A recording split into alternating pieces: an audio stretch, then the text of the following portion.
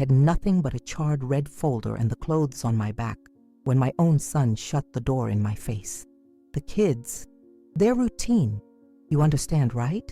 He said, unable to look me in the eye while his wife whispered from the shadows. That night, standing in their driveway with nowhere to go, I made a call to the one person my family had taught me to hate for 40 years, the woman they blamed for destroying us. What I didn't know then was that single call would unravel decades of deadly secrets. They say fire purifies, burns away what's rotten to reveal what's true. As the ashes of my home cooled, dangerous questions emerged. Why was my daughter-in-law so interested in the papers I'd saved from the flames? What did my brother hide in my basement before his accident 40 years ago? And why, after all this time, won't Beatrice stop calling me? The woman who should have been my enemy, but might be my only hope for survival. Follow this channel for a new chapter each week in this story of family betrayal, hidden crimes, and the truths that refuse to stay buried. Like and comment to let me know where you're watching from. I read every comment and would love to hear your theories as this mystery unfolds. My face was black with smoke, and my bare feet were stepping on the cold gravel.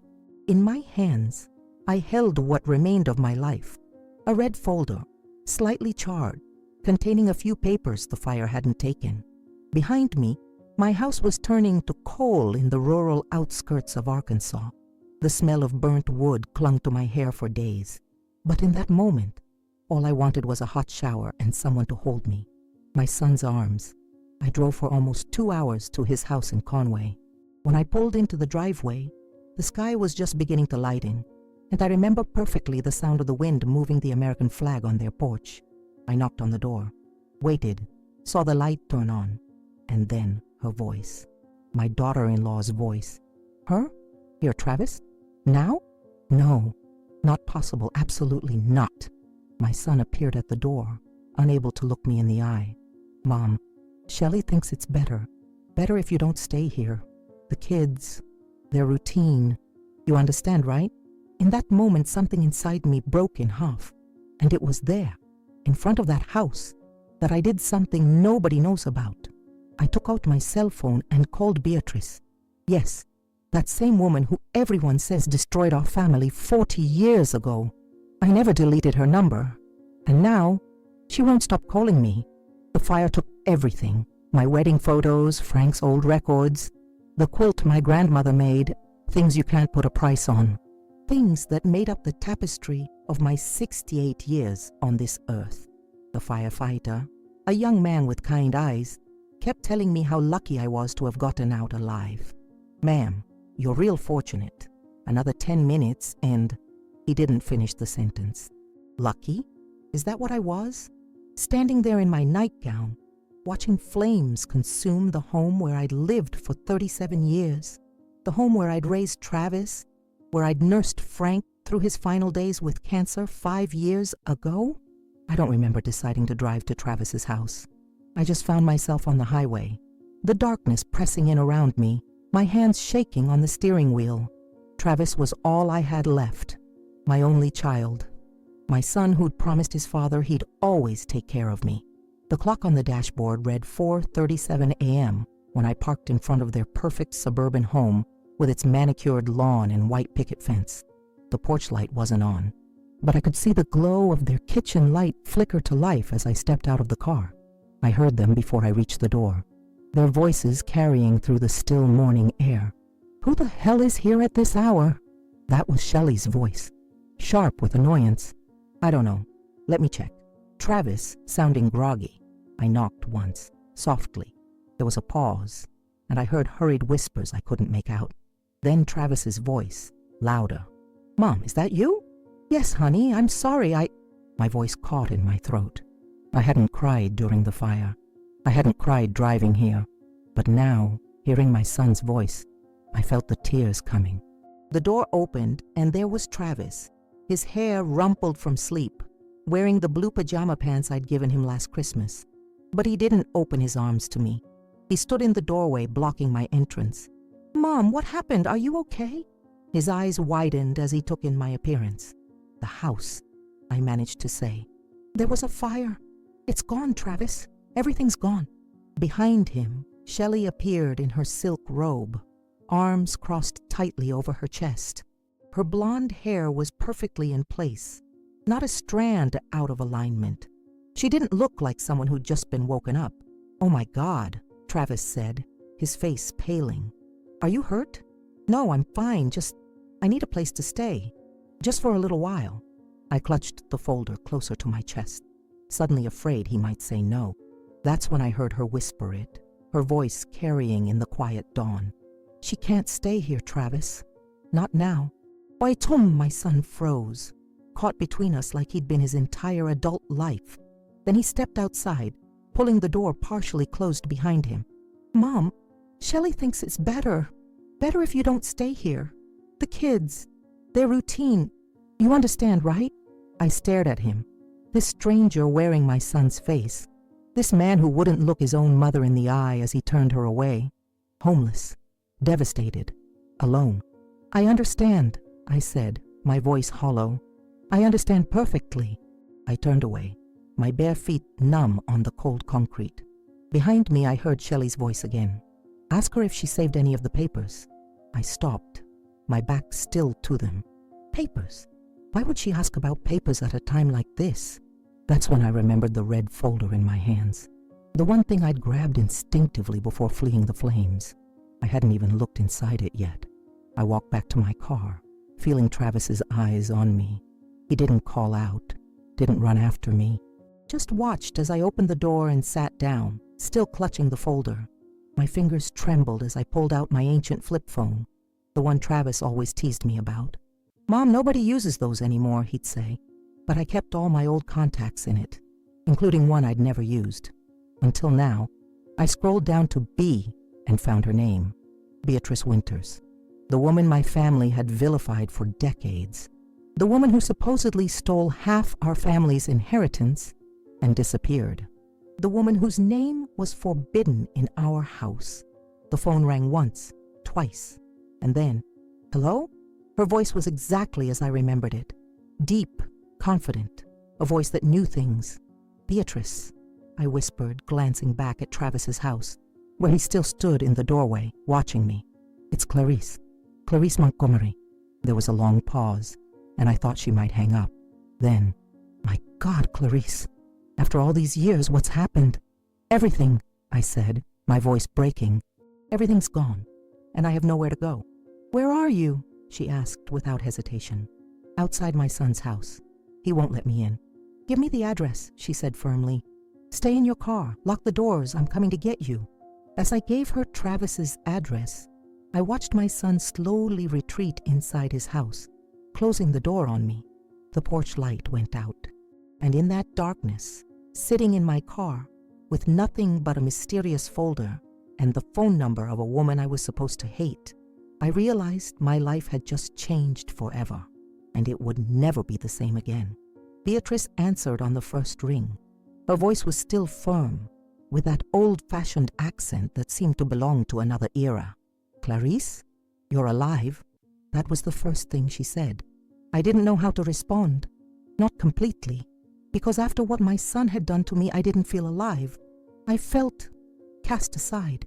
Again, I sat there in my car, clutching the phone like a lifeline as the first gray light of dawn crept across the sky. Travis's house loomed behind me, dark and silent now, as if it had never even opened its door to me. My own flesh and blood had turned me away in my darkest hour. The shock of it felt like ice water in my veins. "Clarice, are you there?" Beatrice's voice pulled me back. "Yes," I whispered. "I'm here, but I don't know where here is anymore." I told her everything, how I'd woken to the smell of smoke, how the firefighters said it might have been electrical, how the flames had swallowed my home with terrifying speed. And then, my voice breaking, I told her how Travis and Shelley had shut their door in my face. "My God," she breathed. "After 40 years, some things never change in this family." There was something in her tone, a bitterness that resonated with my own raw pain. For decades, I'd believed what everyone told me about Beatrice, that she'd manipulated my brother Julius, stolen family money, and disappeared without a trace. That's what everyone claimed after Julius died and the money vanished. But now, hearing the genuine concern in her voice, I wondered how much of that story was true. "Where are you staying?" she asked. "Nowhere," I admitted. "I have my car, a few dollars, this folder of papers I grabbed without thinking." The silence stretched between us. 40 years of unspoken history crackling on the line. "I have a place," she finally said. "It's not much, but it's yours if you want it. I work as a caretaker for an old country estate outside Little Rock. There's a small cottage in the back. The owners are in Europe until spring." I glanced back at Travis's house once more, at the windows where my grandchildren slept, unaware their grandmother was being cast out into the cold. Something inside me hardened. "Text me the address," I said. "I'll be there before noon." The drive to Beatrice's cottage took me through rural Arkansas, past fields just beginning to show the first tender green shoots of spring. My hands trembled on the steering wheel as exhaustion and shock threatened to overwhelm me. I hadn't slept, hadn't eaten, hadn't even changed out of my soot-stained nightgown. The red folder sat on the passenger seat, its contents still a mystery. Beatrice was waiting at the end of a long gravel driveway when I arrived. 40 years had etched deep lines around her eyes and mouth, turned her once black hair a striking silver. But she stood straight and tall, just as I remembered her, the girl who'd taken on the world and disappeared. "You look like hell, Clarice," she said by way of greeting, but her eyes were kind. "I feel worse," I replied, and somehow we both laughed, a small broken sound that held no joy, just recognition of life's cruel absurdity. The cottage was small but clean, with faded floral curtains and a quilt-covered bed. Beatrice had prepared a bath, laid out clothes that looked about my size, and made soup that now simmered on the stove. "You didn't have to do all this," I said, suddenly overwhelmed by her kindness. "Yes, I did." Her answer was simple but firm. "Rest now. We'll talk later." I slept for nearly 14 hours, the deepest sleep of the truly exhausted. When I woke, it was dark outside, and for a terrifying moment I thought I was back in my burning house. Then I remembered everything, and the grief hit me anew. I found Beatrice sitting on the small porch, a glass of whiskey in her hand. She offered me one without a word, and I took it, grateful for the burn. "Why did you keep my number all these years?" she asked suddenly. The question startled me. I'd never told anyone I had her contact information, not even Frank. It was my secret rebellion against the family narrative. "I don't know," I admitted. "Insurance, maybe. A connection to the truth, whatever that was." She nodded slowly. "And those papers you saved from the fire? What are they?"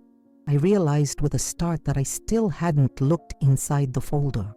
It had been pure instinct to grab it from my desk drawer as the smoke alarms screamed. "I'm not sure," I said. "Just things I kept. Important documents, I guess." Beatrice's gaze was penetrating. "Might be worth taking a look."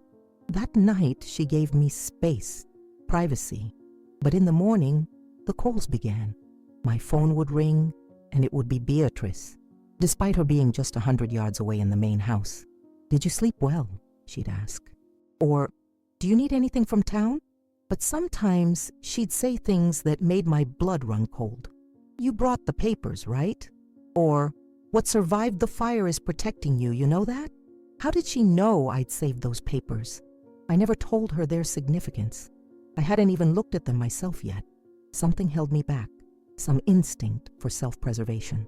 One evening, as the sun set behind the pine trees that surrounded the cottage, my phone rang again. It was Travis. "Mom?" His voice sounded strained. "Where are you? We've been worried sick." Worried? They turned me away in my darkest hour. "I'm safe," I said coolly. "That's all you need to know." "Mom, please. Shelley feels terrible. We both do. Come stay with us." I heard the lie in his voice. "Did Shelley ask about the papers too?" The silence that followed told me everything. "Then what papers, Mom? What are you talking about?" But I knew. Somehow they knew about the folder I'd saved. The folder I still hadn't opened. The folder Beatrice kept asking about. "I have to go," I said, and hung up. That night Beatrice called again. This time she only said one thing. Be careful who you trust, Clarice. Even me. On the third night, as the wind battered hard against the cottage windows, I finally decided to open the red folder I'd saved from the flames. The howling outside seemed to echo the turmoil in my heart. 3 days had passed since I'd fled my burning home. 3 days since my own son had turned me away. 3 days in this small cottage with Beatrice's cryptic phone calls, leaving me more confused than comforted. I sat at the tiny kitchen table, a single lamp casting long shadows across the worn wooden surface. My hands trembled as I placed the slightly charred folder before me. Its edges were blackened, the once vibrant red now dulled by smoke and ash. It felt heavier than it should, weighted with secrets I wasn't sure I wanted to uncover. "You can do this, Clarice," I whispered to myself, the sound of my own voice startling in the quiet cottage. I took a deep breath and opened it. Inside were the documents I expected to find. Medical papers from Frank's cancer treatments, old utility bills I'd been meaning to file, the deed to the house that no longer existed. But as I sifted through them, my fingers brushed against something unexpected. An envelope, yellowed with age, with my name written across it in a familiar hand. Julius's handwriting. My brother, dead for nearly 4 decades. The room seemed to tilt sideways as I stared at it. Julius's penmanship had always been distinctive. Tight, precise letters that slanted just slightly to the right. It was unmistakable. I hadn't seen it in so long that the sight of it now made my chest ache with a grief I thought I'd put to rest years ago. With fingers that felt numb, I turned the envelope over. It was sealed, the glue long dried and yellowed. In the corner was a date, 2 days before Julius's fatal car accident. I broke the seal carefully, afraid the paper might crumble in my hands. Inside was a single sheet, folded 3 times. I unfolded it slowly, my heart pounding so loudly I could hear it in my ears. "If anything happens to me, talk to Beatrice. She was never to blame, and what's in the basement needs to be removed before it burns too." That was all. No signature, no explanation. Just those 2 sentences that sent icy fingers of dread creeping up my spine. Julius died in a car crash. That was the official story. His brake lines had failed on a mountain road, sending him over the edge into a ravine. It was ruled an accident. But there had always been whispers, questions. Julius was the family accountant, managing not just our personal finances but also the substantial Montgomery family trust. When nearly half the family's money disappeared around the time of his death, fingers pointed to Beatrice, his assistant and rumored lover. She vanished shortly after his funeral. The family was convinced she had stolen the money and run. I had my doubts, but I kept them to myself, buried them deep alongside my grief for my brother. And now, decades later, his words reached out from beyond the grave, confirming what I'd suspected but never dared voice. Beatrice was innocent. But what did he mean about the basement? What needed to be removed? And the most chilling question of all, did he know he was going to die? My house no longer had a basement. It was gone, collapsed into ash and charred timber. If there had been something hidden there, it was destroyed now. Or was it? I jumped as my phone rang, the harsh electronic tone shattering the silence. It was Beatrice, calling from the main house just yards away. My hand hovered over the phone, hesitating. Her cryptic comments about the papers, her strange behavior. Did she know about Julius's note? Had she always known? I answered, my voice barely above a whisper. "Hello? Did you go to your basement before the fire started?" Her voice was tense, urgent. My blood ran cold. I hadn't told her about Julius's note, hadn't mentioned a basement at all, yet somehow she knew. "No," I said, the truth catching in my throat. I was going to, but something stopped me. There was a long silence on the other end, filled only with the sound of her breathing. When she spoke again, her voice was different, resigned, almost defeated. "Then it's gone. Unless," she paused, "unless someone took it before the fire." "Took what, Beatrice?" I demanded, gripping the phone so tightly my knuckles turned white. "What was in my basement? What did Julius hide there?" "Not over the phone," she whispered. "They might be listening." The line went dead. I sat there staring at Julius's note, my mind racing. They? Who were they? And what could possibly have been in my basement that was worth killing for? Because that's what Julius was implying, wasn't it? That his death wasn't an accident, that someone had wanted him silenced. And now, 4 decades later, my house had burned to the ground. The timing couldn't be coincidence. Whatever Julius had hidden, whatever truth he'd discovered, someone was still trying to bury it. And they'd destroy anything or anyone that got in their way. I carefully folded Julius's note and slipped it into my pocket. Then I gathered the rest of the papers and returned them to the folder. As I did, something else caught my eye, a smaller envelope tucked into the folder's inner pocket. I hadn't noticed it before. With shaking hands, I pulled it out. It was addressed to 2 people, myself and Shelley, my daughter-in-law, the woman who had turned me away from her door, the woman who had asked Travis about the papers. How was Shelley connected to all this? She wasn't even born when Julius died. She'd only entered our lives 15 years ago, when Travis brought her home from college, her smile bright, her eyes calculating in a way I'd chosen to ignore. I stared at the second envelope, unable to open it. Something told me that once I did, there would be no going back. Whatever was inside would change everything. About my past, about my family, about the fire that had destroyed my home. Outside, the wind howled louder, rattling the windows of the small cottage. And somewhere in the distance, I thought I heard the sound of a car engine, slowly approaching through the darkness. I woke with a start to the sound of a voicemail notification. Sunlight streamed through the cottage's thin curtains, painting warm rectangles on the faded quilt. For a moment I forgot where I was. Not in my home of 37 years, but in Beatrice's cottage, surrounded by secrets that seemed to multiply with each passing hour. The envelope addressed to both me and Shelley lay on the nightstand where I'd placed it last night, still unopened.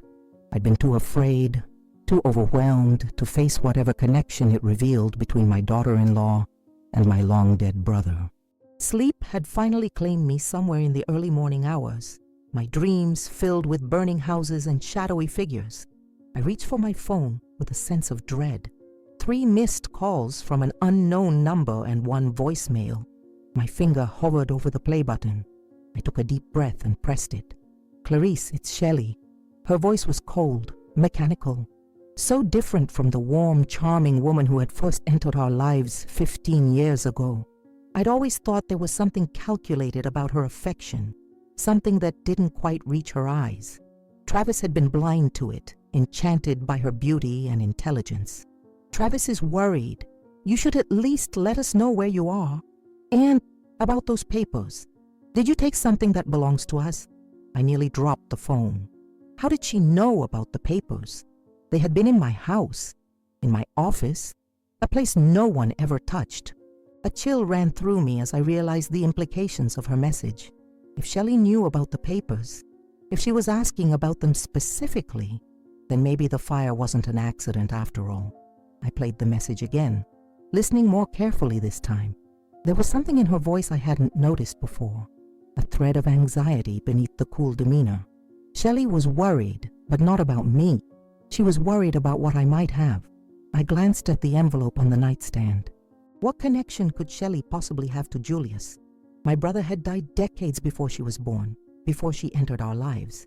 Yet here was an envelope addressed to both of us, hidden in a folder I'd instinctively saved from the fire. With trembling fingers, I picked it up again.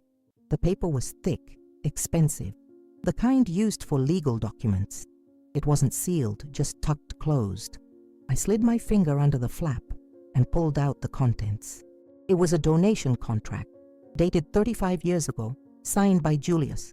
And there, listed as a beneficiary alongside several other names, was Michelle Hargrove, Shelley's maiden name.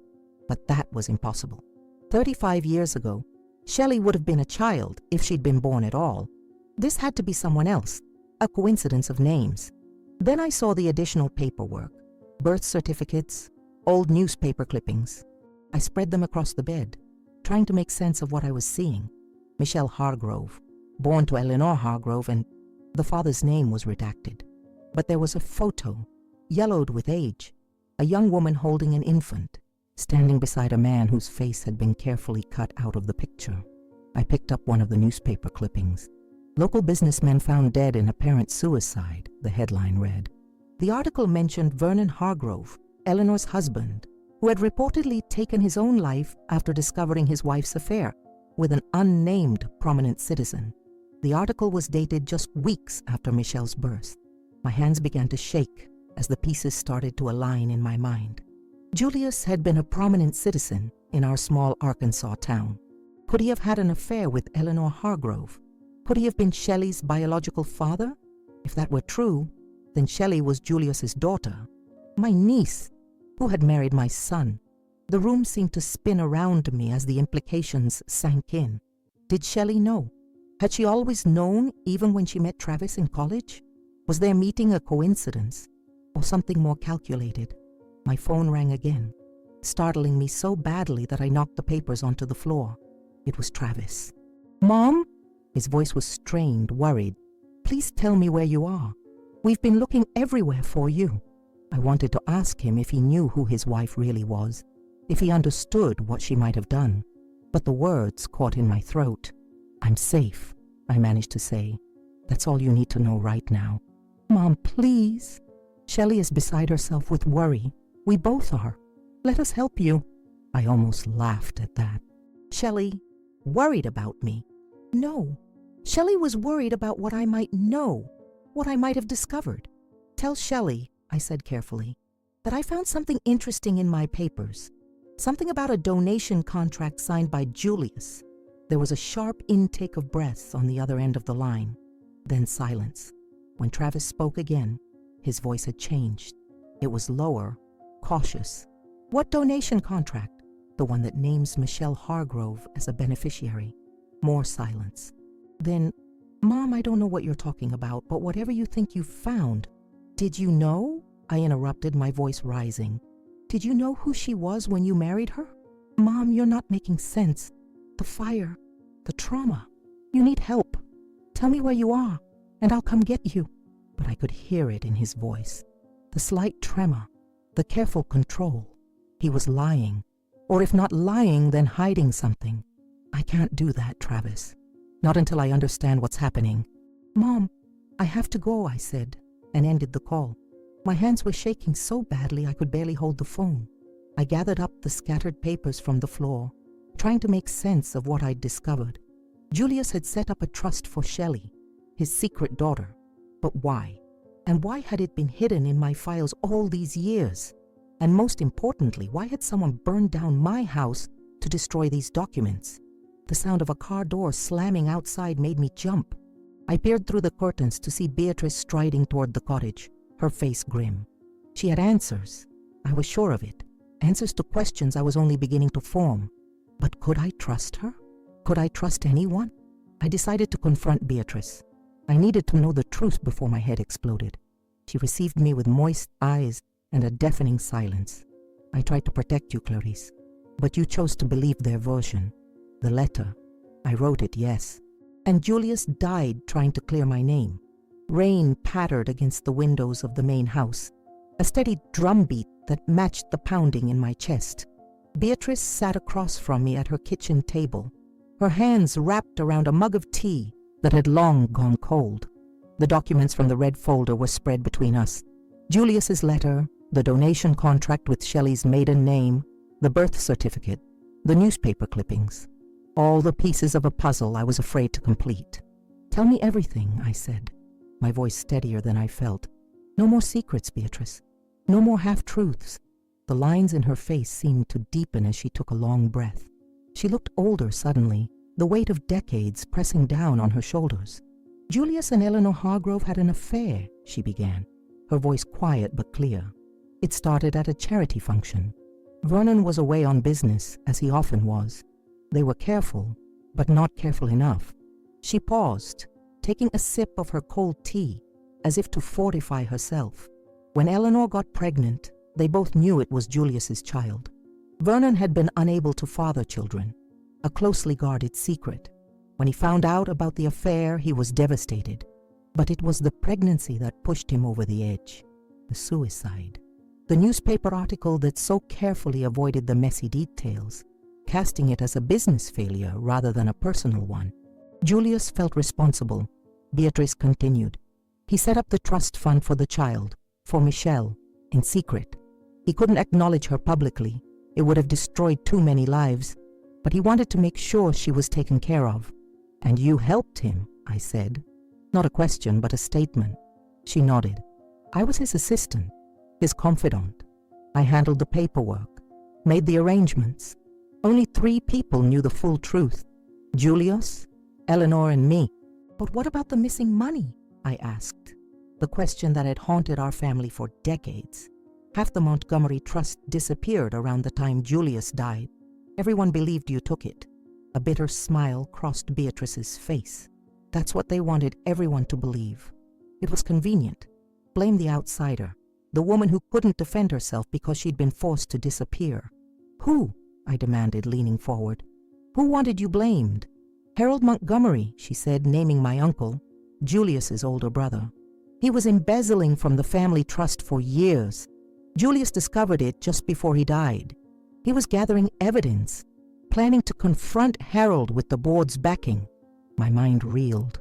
Uncle Harold had been the family patriarch after Julius's death, managing what remained of the trust with an iron fist. He'd been the loudest voice accusing Beatrice, the one who insisted no charges be pressed to avoid a scandal. Are you saying Harold killed Julius? My voice was barely a whisper. Beatrice's eyes met mine, steady and sure. Julius's brake lines didn't fail by accident, Clarice, and Harold wasn't working alone. He had a partner in all this, someone who stood to gain if Julius was out of the picture. Who? Vincent Chambers, she said, the name hitting me like a physical blow. Vincent Chambers had been Harold's business partner, a man I'd known peripherally my whole life, a man who, I suddenly realized, was Shelley's stepfather. After Eleanor was widowed, she'd remarried within a year to Vincent Chambers, who raised Michelle as his own. Oh my God, I breathed, the implications washing over me.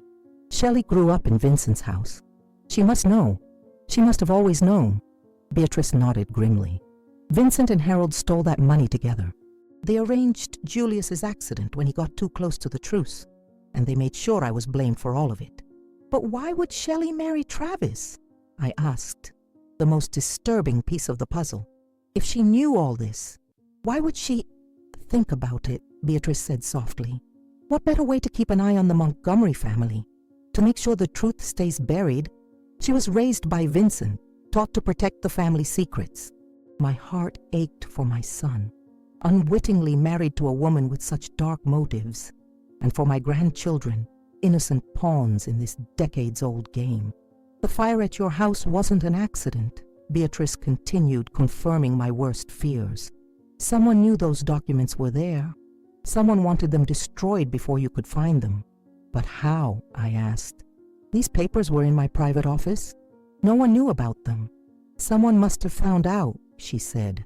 Maybe they've been searching for years. Julius hid copies of everything, his insurance policy, in case something happened to him. I've been trying to track them all down myself. Why didn't you come to me sooner? I asked, a flare of anger rising through my confusion. Why wait all these years? Beatrice's eyes glistened with unshed tears. Would you have believed me? Over your own family. I was the villain in your story, Clarice. The woman who supposedly ruined everything. And I had no proof. Nothing but my word against theirs. She was right, of course. I wouldn't have believed her. I'd accepted the family narrative without question, let myself be carried along by their version of events. What happens now? I asked, feeling suddenly exhausted by the weight of these revelations. Now we're careful, Beatrice said, gathering the documents and returning them to the folder. These papers, what you've saved, they're proof. Not enough to bring down Harold and Vincent, not yet, but enough to start unraveling their lies. And Shelley, I couldn't help but think of my daughter-in-law, of the calculated way she must have insinuated herself into our lives, into my son's heart. Shelley might not be as complicit as we think, Beatrice said, surprising me. She was raised in this web of lies. She may believe you're the enemy, the woman who accepted the false narrative about her father's death. Or she may be an active participant. We don't know yet. I thought about Shelley's voicemail, the cold way she'd asked about those papers. There seemed little doubt about her involvement. As if reading my thoughts, Beatrice added, "People can surprise you, Clarice. Sometimes they're exactly who you think they are, and sometimes they're fighting battles you know nothing about." Outside, the rain had stopped, leaving a heavy silence broken only by the occasional drip from the eaves. Everything I thought I knew about my family about the past 40 years had been built on lies, and now those lies were crumbling around me, leaving nothing but questions in their wake. "They'll come looking for you," Beatrice said, her voice low. "For these papers. You're not safe here for long. What do? We fight back," she said simply. "Julius tried to expose them and died for it. I tried to run and lost everything. Now it's our turn to finish what he started." For the first time since the fire, I felt something other than fear and confusion. I felt resolve, hardening like steel in my chest. Whatever came next, I wouldn't be running. Not anymore. Travis called me. For the first time, he was crying. He said he found the hidden safe Julius had left in an old family property. And inside were copies of the papers that had survived with me. Letters, contracts, even recordings. "Mom, I don't know who my wife is. I don't know who she is." The morning after my conversation with Beatrice, I woke to the sound of birdsong, and for a brief moment forgot the nightmare my life had become. Sunlight streamed through the cottage windows, casting warm patches on the faded quilt. I lay there, watching dust motes dance in the golden beams, allowing myself this small moment of peace before reality came rushing back. The documents were safely hidden beneath a loose floorboard Beatrice had shown me, along with something else she'd given me, a small, worn key attached to a faded leather tag, marked only with the letter J. "Julius had a safe deposit box at First National," she'd told me. "This key opens it. I never had the courage to go there myself. They know me in this town. Remember who I was accused of being. I'd taken the key, another piece of the puzzle that had consumed my life. But what would I find inside that box? More secrets? More pain?" My phone rang, startling me from my thoughts. I reached for it warily, expecting Shelley's cold voice, or perhaps Beatrice calling from the main house. Instead, my heart stuttered when I saw the name on the screen. Travis. My finger hovered over the answer button. Part of me wanted to reject the call, to punish him for turning me away that night. But a mother's love doesn't die so easily, even when wounded. I answered. "Travis?" My voice sounded strange to my own ears, cautious and hopeful all at once. There was a silence on the other end, broken only by what sounded like ragged breathing. Then, "Mom," his voice cracked on that single word, and I sat up straight, instantly alert. In 38 years, I'd rarely heard my son cry. Not when he broke his arm at 10, not at his father's funeral, not even when his first child was born. Travis had always been my stoic one, holding his emotions close. "Travis, what's wrong?" Alarm surged through me. "Are you okay? The kids?" "The kids are fine," he interrupted, his voice thick with tears. "They're at school. Shelley's at work. I'm at Granddad's old hunting cabin."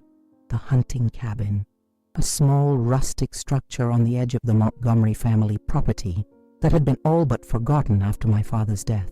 I hadn't thought of it in years. "What are you doing there?" I asked, confused.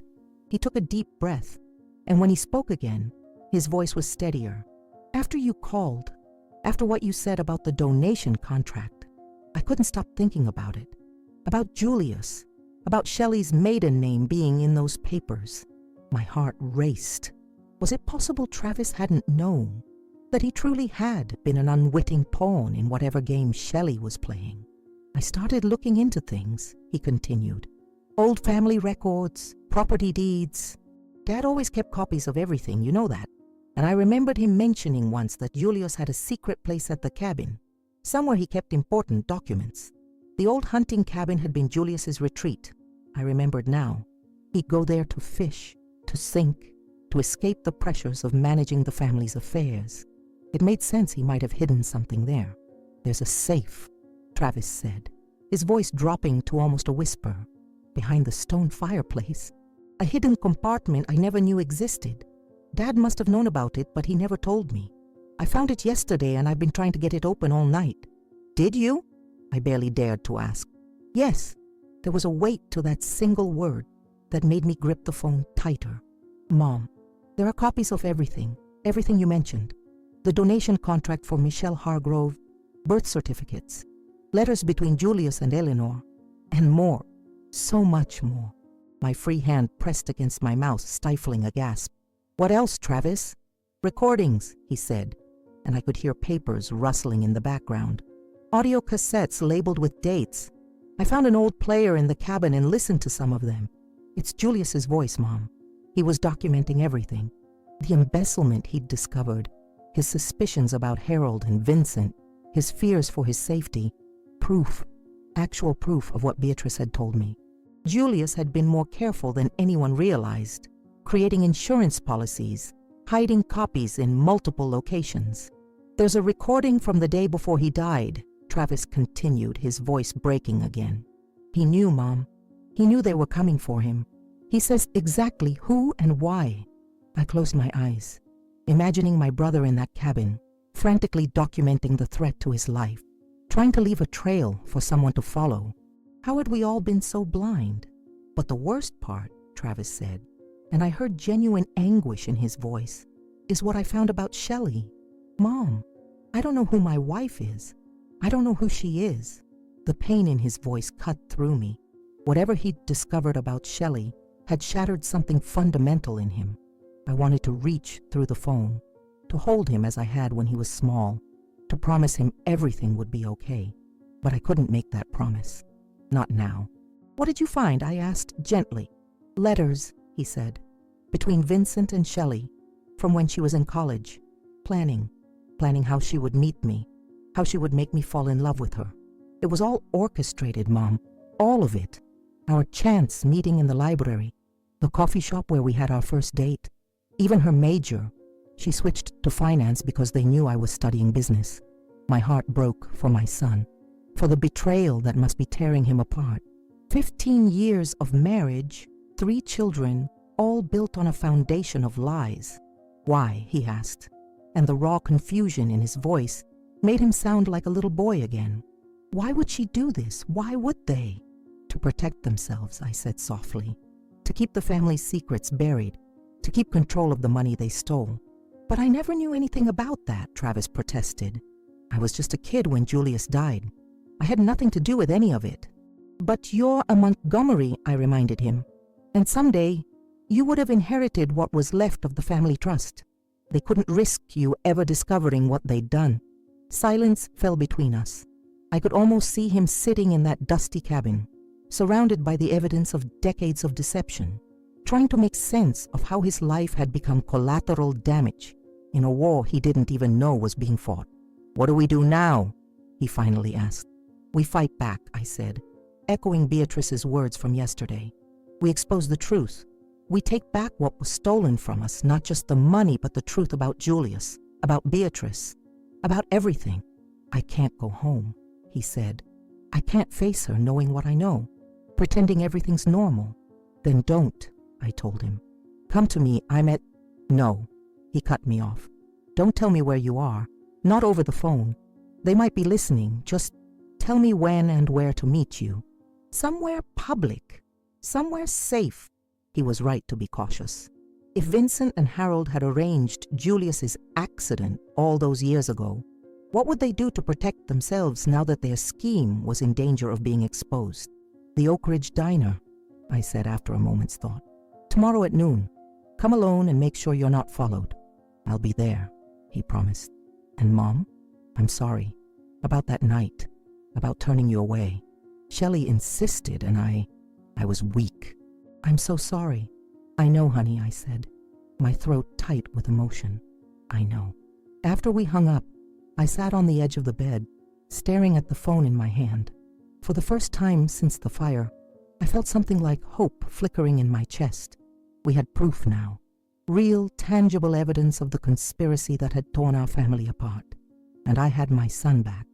The invisible thread between us strengthened rather than severed by all that had happened. My phone rang again. Beatrice. Just like always, she said when I answered, her voice oddly calm.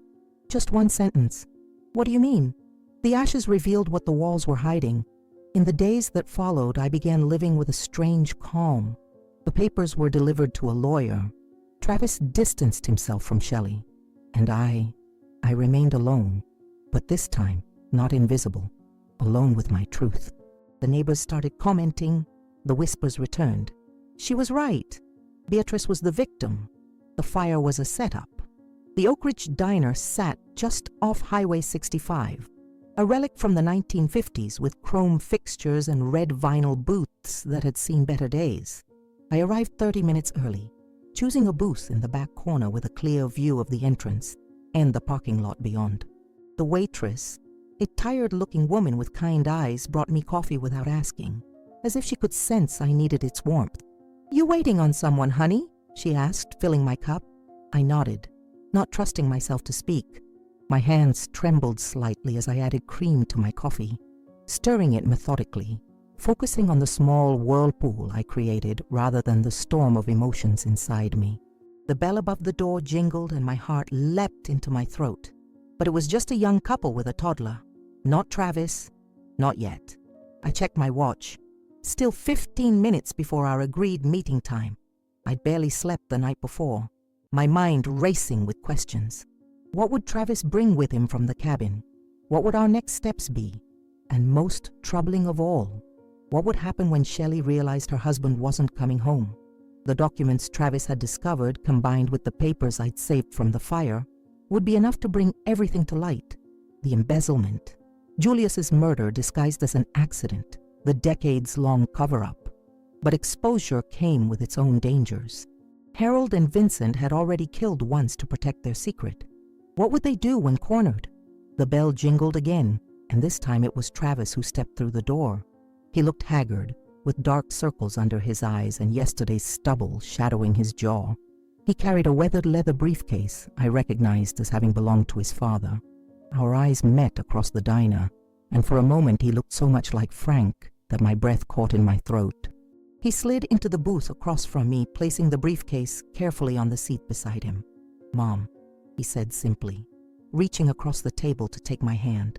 "You look tired," I said, the mother in me automatically assessing, worrying. A ghost of a smile crossed his face. "Haven't slept much lately. Finding out your whole life is built on lies will do that to you." The waitress appeared with a fresh pot of coffee. "What can I get you, hon?" Travis ordered coffee, black, though I knew he usually took it with cream and sugar. Another small sign of how much had changed in so short a time. When she left, he leaned forward, his voice low. "I've been going through everything I found at the cabin. There's so much, Mom. Julius was thorough. Financial records, transaction logs, even photographs of Harold and Vincent meeting with people Julius identified as laundering contacts. He built a complete case against them. Why didn't he take it to the authorities?" I asked, the question that had been haunting me. Travis shook his head. According to his notes, he was going to. He had a meeting scheduled with the FBI the day after he died. He never made it. A chill ran through me despite the diner's warmth. And all this time, they've been free, living their lives, while Julius was buried and Beatrice was vilified, Travis finished grimly. "And now they're trying to silence you too." He opened the briefcase just enough to show me the contents. Folders, cassette tapes, what looked like financial ledgers.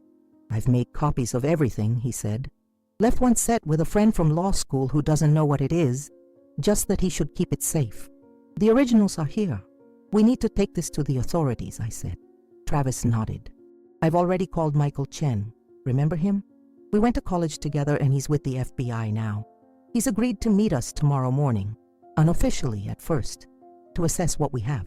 I felt a surge of pride for my son, for his clear thinking even in the midst of personal crisis. "What about Shelley? Does she know you found all this?" His face darkened. I told her I needed a few days at the cabin to think about us, about what happened with you. She seemed relieved, actually. Probably thinks I'm just processing family drama, not uncovering her lies. "And the children?" I couldn't help asking. Pain flashed across his features. They're with her. I couldn't take them, not without explaining, not without a plan. But God, Mom, it kills me to think of them with her, not knowing if they're safe. I squeezed his hand. They're her children too, Travis. Whatever else Shelley may be, I don't believe she would harm them. I hope you're right. He didn't sound convinced. Because once we do this, once we take this to the FBI, there's no going back. Our lives will never be the same. Our lives haven't been what we thought they were for a long time, I said softly. At least now we'll be living in truth. We spent the next hour going through the materials Travis had brought, mapping out our plan for the meeting with his FBI contact.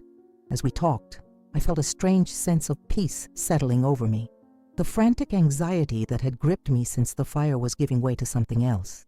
A calm determination, a certainty that we were finally on the right path. When we left the diner, the mid-afternoon sun was warm on my face. Travis walked me to my car, the briefcase now securely locked in my trunk. I'll pick you up at Beatrice's tomorrow at 8, he said, surprising me. How did you know I was staying with Beatrice? A small, sad smile crossed his face. I'm not completely oblivious, Mom. After what you said about the donation contract, I started looking into Beatrice too. Found her current address. It was the logical place for you to go. I nodded, both impressed and a little unnerved by my son's detective work. Tomorrow at 8 then. As I drove back to Beatrice's cottage, I noticed something strange. People were looking at me. Not just glancing, but really looking, their expressions curious, sometimes sympathetic. At a stoplight, the woman in the car next to mine actually nodded to me, a gesture of what? Respect? Solidarity? By the time I reached Beatrice's property, I was thoroughly confused. She was waiting for me on the cottage porch, a newspaper in her hands. You've become quite the local celebrity, she said, holding up the paper. The headline made my heart stop. Montgomery family scandal resurfaces. New evidence in 40-year-old case. How? I gasped, snatching the paper from her. Small town, big years, Beatrice said with a shrug. Someone must have overheard you and Travis at the diner. Or maybe Vincent and Harold have spies everywhere. Either way, the story's out. I scanned the article quickly. It was vague on details, but mentioned new evidence suggesting foul play in Julius's death and questions about the missing Montgomery fortune. My name appeared, as did Beatrice's, described as the woman once accused of embezzlement who may now be vindicated. This changes things, I said, looking up at Beatrice. She nodded, her expression unreadable.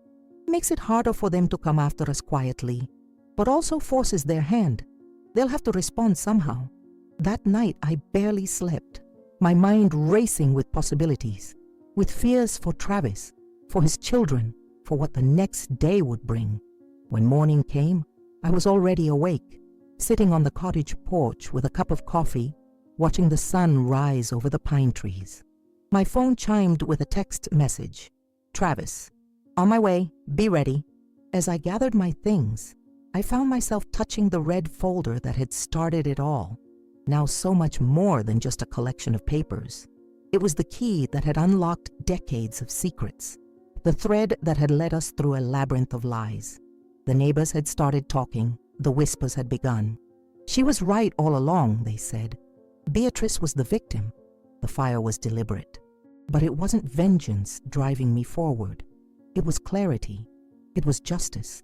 And yet I couldn't stop thinking about Shelley, about the look in her eyes when she turned me away that night. There had been fear there, yes, but also pain. Had she been manipulated her entire life too?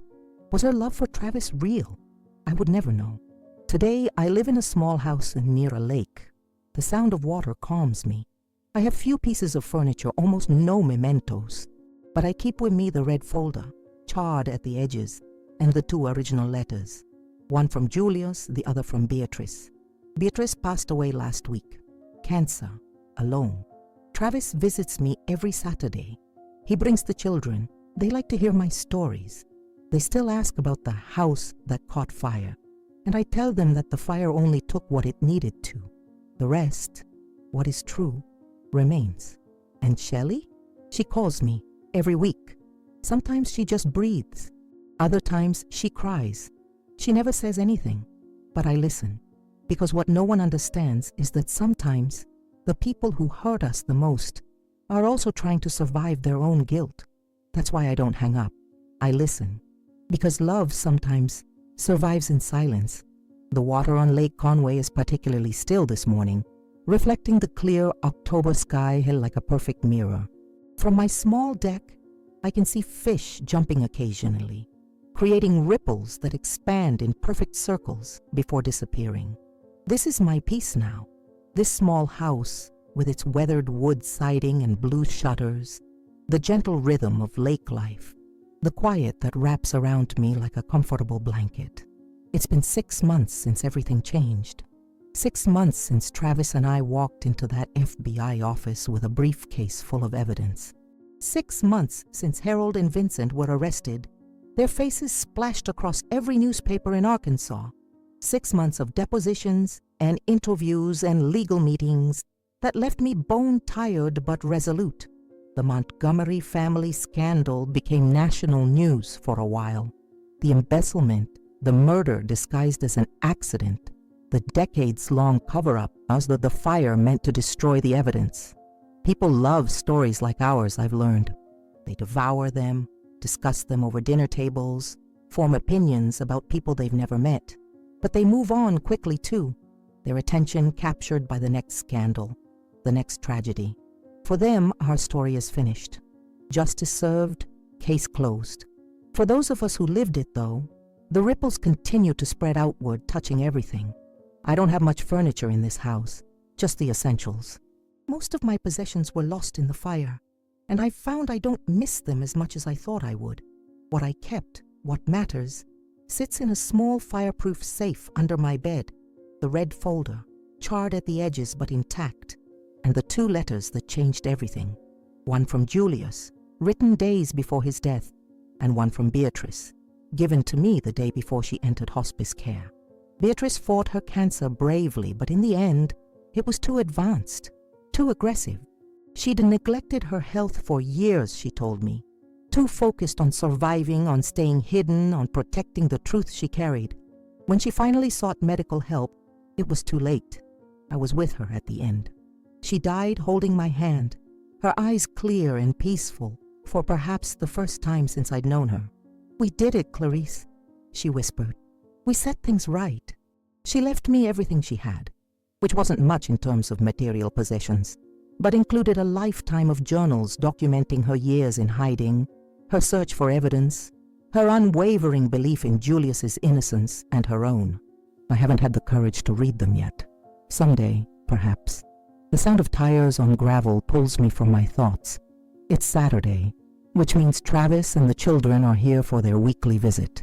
I rise from my chair, smiling as I see their car pull up. My grandson, Max, 8 years old, and the spitting image of Travis at that age, is the first to burst from the car, racing towards me with arms outstretched. "Grandma!" he shouts, launching himself at me with complete trust that I'll catch him. And I do, though he's getting heavier every week. Lily, 6, follows more sedately, clutching the drawing she's inevitably made for me to add to my refrigerator gallery.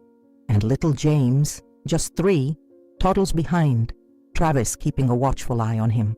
The children don't fully understand what happened, of course. They know their grandfather, my Uncle Harold, and his friend Mr. Chambers did bad things and had to go away. They know their mother is sad and needs special help for a while. They know they live with their dad now, in a new house not far from mine. They don't know that their mother was raised to be a pawn in a deadly game. They don't know that she broke down completely when the truth came out, when she realized her entire life had been constructed around a lie. They don't know that she's in a residential treatment facility now, trying to piece together who she really is beneath all the layers of deception. "Dad brought donuts," Max announces, as if this is the most important news of the day. And perhaps in his world, it is. "Did he now?" I ruffle his hair. "Well, I made lemonade, so I think we have ourselves a perfect morning." Travis approaches more slowly, balancing a pink bakery box in one hand, while keeping the other protectively near James. My son looks better these days. The haunted look that had taken residence in his eyes is fading. He's sleeping again, he tells me, building a new life for himself and the children, finding his way forward. "Hey, Mom," he says, leaning down to kiss my cheek. "Beautiful day." "Perfect day," I agree, taking the bakery box from him. "Kids, why don't you go see if you can spot any turtles on the dock? Take your dad with you." They race off excitedly, Travis following with a backward glance that tells me he knows I'm sending them away for a reason. He's learned to read me better these past months, to see beneath the surface of my words to what I'm really saying. Once they're out of earshot, I turn to him. Shelley called again yesterday. His expression tightens almost imperceptibly. "What did she say?" "Nothing," I answer truthfully. "She never does. Just listens to me talk for a while, then hangs up." Travis runs a hand through his hair, a gesture so familiar it makes my heart ache.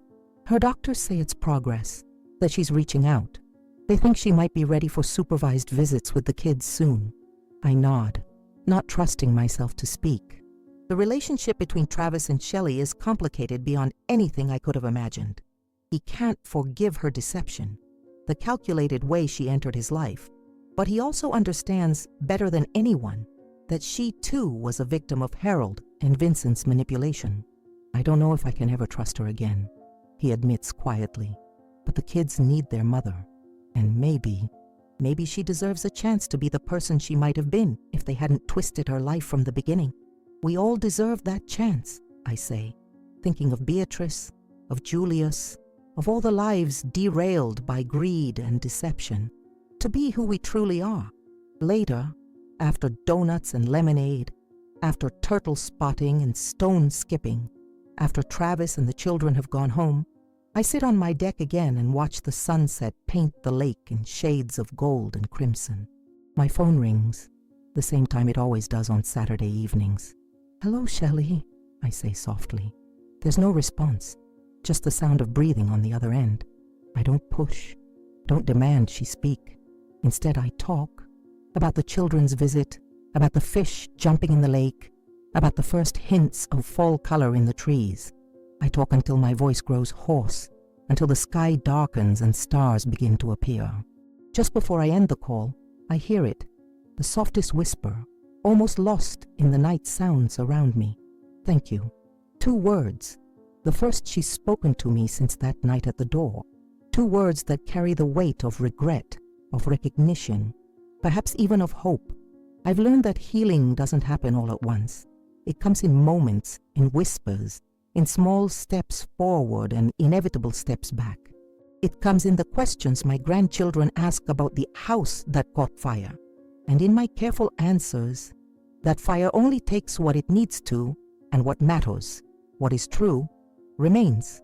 It comes in the silence between words, in the spaces we create for truth to finally breathe. And sometimes, love survives there too, in that silence, in that space, in the patience to listen when there are no words left to say. Sometimes the people who hurt us the most are carrying wounds we can't see. As I sit by this lake watching the water ripple in the sunlight, I wonder what you would have done in my place. Would you have made that call to Beatrice that night? Would you have had the courage to uncover truths that shattered the foundation of everything you believed about your family? The hardest part wasn't losing my home to the flames. It was finding the strength to rebuild my life from the ashes of decades of lies. They say time heals all wounds, but I've learned that isn't quite true. Time doesn't heal. Truth does. Even when it hurts. Even when it forces us to question everything we thought we knew.